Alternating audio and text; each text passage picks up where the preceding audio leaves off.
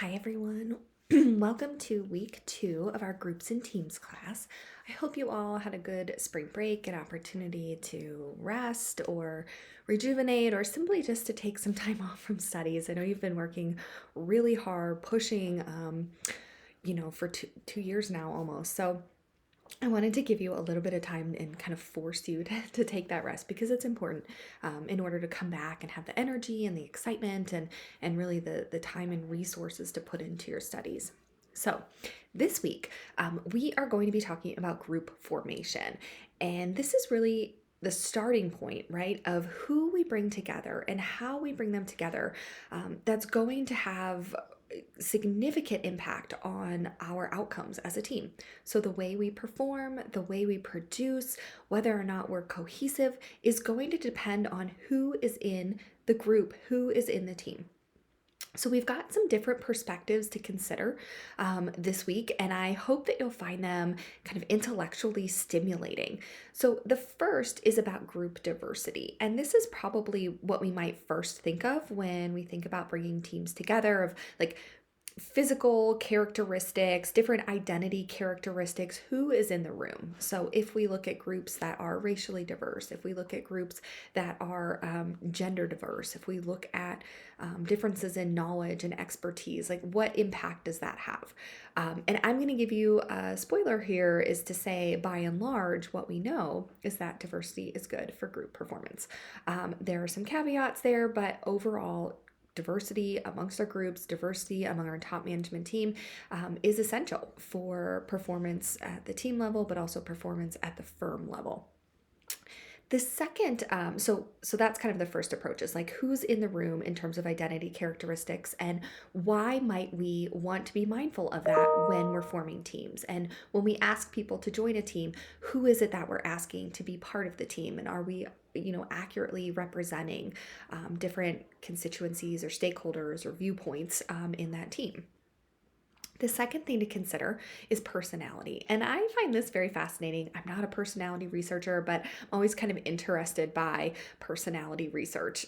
And here, the purpose is to look at what are the group level personality traits. So if we look at kind of group level means of different personality traits, of the big 5 personality traits, which our article this week will review, but we have conscientiousness, extroversion, agreeableness, openness, and neuroticism. So if we look at mean levels of those personality traits, what impact does that have on our performance?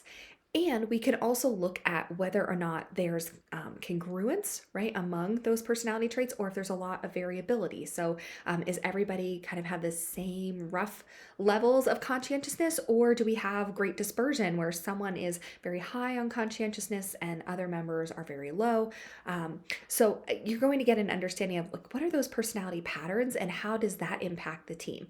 I think this is unique because, from my perspective, sometimes when it comes to forming teams, it's like who's available, who's willing to take on the work, who has the bandwidth, not really this nuanced viewpoint of which personalities are in the room here. And from a academic intellectual perspective on personality, right, we use the word personality quite a bit, but I mean when we really think about actual traits, how does that configuration impact whether or not people are able to work together effectively or ineffectively?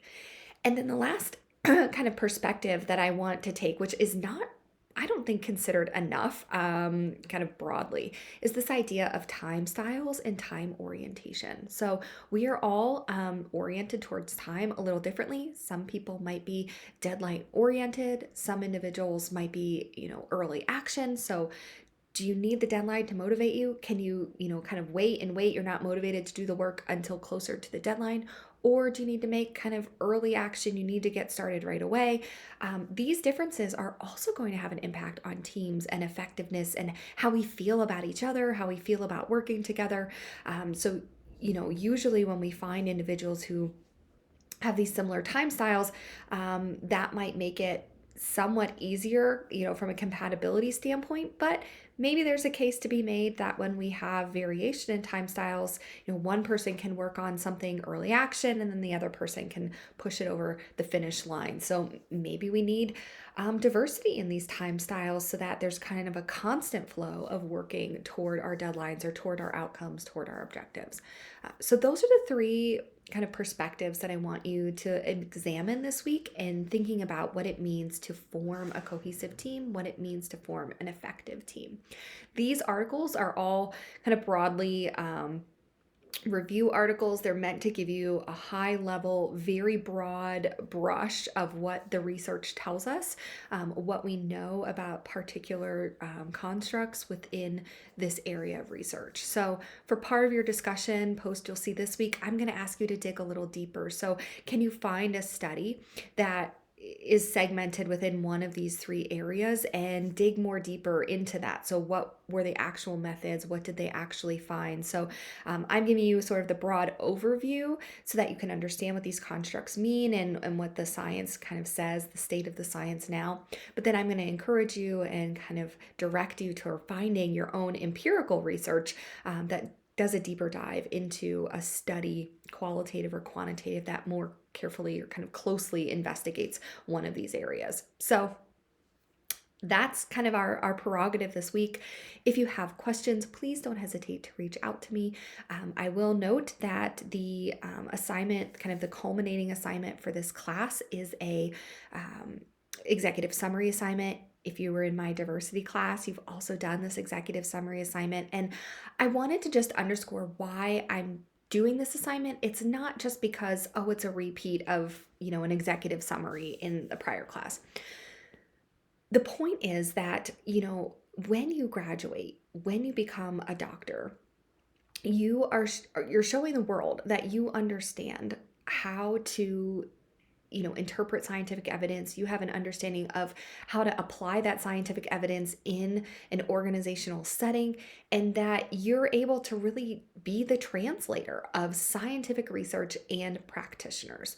Some of you might be going into academia, but by and large, most of you will not. And this is such a valuable skill set, such a valuable tool to understand, how am I going to find this research? Where will I locate it? How am I going to determine if it's quality research or not? Because not all research is the same. It's not all equal. And we have to make some determinations of what is high quality research and what is not. And what does it mean? So, okay, these are what the results say, but how can I make that understood? How can I use lay language for people that I'm working with on a daily basis to help them understand the impact of this research? And what else needs to be studied? So do we know it all? No, we'll never know it all. But what caveats might exist? What things might we also need to take into account before just blanket applying these research findings? Because what works in one company or industry might not work in another, but we need to understand those nuances and be able to explain those to our stakeholder groups, to our team members. So this assignment really is to push you into doing a deep dive of something that is interesting to you. So anything with groups and teams, right? Any topic within groups and teams that you find interesting, because when we find our work interesting, we're more motivated to put energy and effort toward that. But then also demonstrating that you can sift through all of this body of work, that you can look at, several articles and start to generate your own themes and start to compare and contrast and come away with a broad sense of like, oh, okay, here's what the literature is saying overwhelmingly. And here's how I'm going to distill that down for my audience. So it really is an important skill set. And it's one that you can't just do one time, right? The more you do it, the better you'll get. So this is another opportunity to really scale down an entire kind of area, domain of research into a shortened report that makes it succinct. So you have to really know your stuff. You have to really clearly delineate your findings. And you're using it to make a practical impact and say, here's what this research actually means for groups and teams in organizations going forward. So if you haven't yet checked out the guidelines for that assignment, please do. And if you have any questions about your topic or how to get started, let me know. I would love the opportunity to meet with you. Send me a message if you want to connect sometime. If you have any questions or, burning ideas that you want to share, I would love to engage in those conversations. So this is our charge for the week. I hope you have a wonderful week ahead. I hope wherever you are, it's starting to warm up and feel like spring. And please just stay in touch if there's any way I can support you. Okay, have a great week. Bye.